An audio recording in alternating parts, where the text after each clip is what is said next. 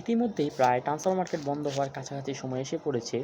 তো সেই দিকে যদি দেখি, আপনার রিয়াল মাদ্রিদ ভালো একটা মিডফিল্ড প্লেয়ার সাইন করতে পারেনি, শুধুমাত্র বার্নার্ডো সিলভা ছাড়া। অ্যাটাকিং যদি দেখি, রিয়াল মাদ্রিদ আগের অনেক ভালো ভালো অ্যাটাকিং ছিল, রদ্রিগো, এমবাপ্পে কিংবা বিনিকে বলেন। তাছাড়া রিয়াল মাদ্রিদ যাদেরকে এবার নতুন নতুন সাইন করেছে তারা সবাই ডিফেন্ডার কিংবা অ্যাটাকার। মিডফিল্ডারে কয়েকজনকে সাথে কথা বলছিল, রদ্রিকে তারা প্রায় সাইন করার কাছাকাছি ছিল, সেখানে বার্সা এসে কিংবা সিটি চাচ্ছিল না রিয়াল মাদ্রিদে যাক, তারা বেশি এক্সপেক্ট করতেছিল যে তারা একটু বেশি টাকা দিবে রিয়াল মাদ্রিদ। তো এই সব সিচুয়েশনের কারণে রদ্রির প্রায় ট্রান্সফারটা বন্ধ হয়ে যায়, আর বর্তমানে রিয়াল মাদ্রিদ রদ্রিকে সাইন করতে পারবে না।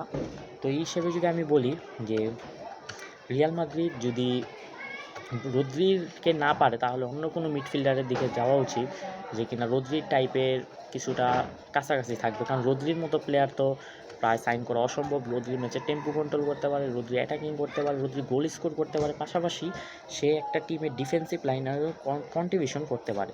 তো এই হিসাবে যদি আপনারা যদি দেখেন যে তার মাপের প্লেয়ার তো রিয়াল মাদ্রিদ পাচ্ছেই না, আর তাকে তো মেবি পাবে না। আর বার্সা তার জন্য প্রায় 70 মিলিয়ন বিট করে ফেলছে, থার্ডবারের জন্য কথা বলবে। তো এই হিসাবে আপনার রিয়াল মাদ্রিদের কোনো অপশন নেই।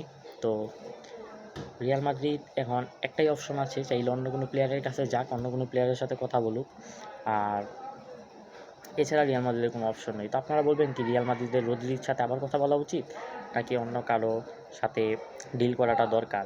আমার ওপিনিয়ন থেকে, যেহেতু রদ্রিকে পাচ্ছে না বা রিয়াল মাদ্রিদ এত স্যালারি দিবে না রদ্রিকে, এত বেশি বিট করে এত টাকা খরচ করে রদ্রিকে কিনতে চাইবে না, বা সেটা তো রিয়াল মাদ্রিদেরই টিম ম্যানেজমেন্ট জানে, বা রিয়াল মাদ্রিদের এইসব যারা প্লেয়ার সেল বাই করে তারাই জানে। তো এইসব তো বলার কোনো মানেই হয় না। আর আমার যদি মনে হয় তারা যদি পারে তাহলে রদ্রির জন্য 80 মিলিয়ন কিংবা 90 মিলিয়ন পর্যন্ত বিট করা উচিত, কারণ রদ্রি অনেক ভালো প্লেয়ার। আপনারা ওয়ার্ল্ড কাপে দেখতে পাচ্ছেন সে কী করতে পারে, আপনারা সিটির সাথে দেখতে পাচ্ছেন সে কী করে, ম্যানচেস্টার সিটির সাথে সে পারফর্ম কীরকম করতে পারে। আর রদ্রি সবসময় বিগ ম্যাচ পারফর্মার প্লেয়ার। তো তাছাড়া রদ্রির সাথে যদি আপনি দেখেন যে বিনির কিছু সমস্যা আছে কিংবা দ্বন্দ্ব আছে, অনেক কিছুই আছে, এই হিসাবেও যদি আপনি মিলান তাহলে রদ্রিকে না আনা ভালো।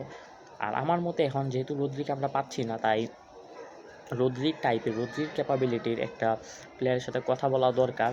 সেখান থেকে এখন বর্তমানে আমার জানার মতো কোনো প্লেয়ার নাই যে ফ্রি এজেন্ট আছে, বা কোনো প্লেয়ারকে আমি দেখতে পাচ্ছি না। তো রিয়াল মাদ্রিদের উচিত এরকম টাইপের একটা প্লেয়ারের সাথে কথা বলা, বা এরকম একটা প্লেয়ারের সাথে আপনার যোগাযোগ করা যে কিনা আপনার টনি ক্রুসের মতো খেলতে পারে, কিংবা টনি ক্রুসের মতো খেলতে পারে। ওইখানে আমি মনে করি ডিউমান্ডেকে সাইন না করে অন্য কোনো প্লেয়ারকে মিডফিল্ডার হিসেবে সাইন করাটা দরকার ছিল। তাও রিয়াল মাদ্রিদ করছে, তো এই হিসাবে শেষ।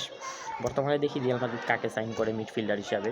আপনারা কমেন্ট বলে দিবেন যে কোন প্লেয়ারকে বর্তমানে রিয়াল মাদ্রিদে সাইন করা উচিত আপনার এই পজিশনের জন্য আর কি, ডিফেন্সিভ মিডফিল্ডার কিংবা মিডফিল্ডারের জন্য, যে কিনা ম্যাচের টেম্পো কন্ট্রোল করতে পারে। যারা আছেন ফুটবল ফ্যান কিংবা ফুটবল খেলা দেখেন সচরাচর, তারাই বলে দিবেন যে কোন প্লেয়ারকে করা দরকার।